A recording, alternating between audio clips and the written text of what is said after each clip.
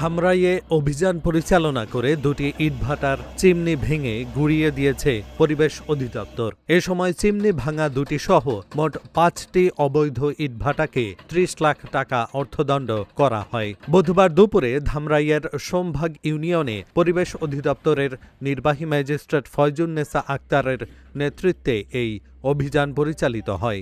এ সময় messrs Khan bricks, sun bricks, USA bricks, Doutia bricks ও হালিমা ব্রিক্সকে 6 লাখ টাকা করে মোট 30 লাখ টাকা জরিমানা করা হয়।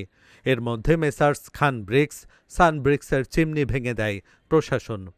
সরকারি নির্দেশনা অমান্য করে অবৈধভাবে ইটভাটা পরিচালনার দায়ে 5টি ইটভাটাকে 6 লাখ টাকা করে অর্থদণ্ড দেওয়া হয়েছে। পাশাপাশি দুটি ইটভাটার চিমনি ভেঙে দেওয়া হয়।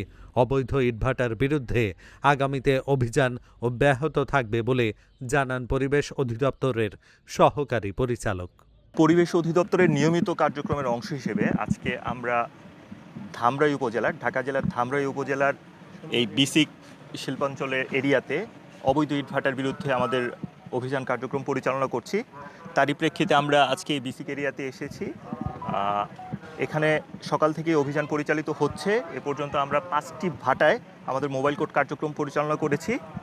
একটি ভাটার চিমনি সম্পূর্ণরূপে গুঁড়িয়ে দেওয়া হয়েছে, অপর একটি ভাটার কিন এবং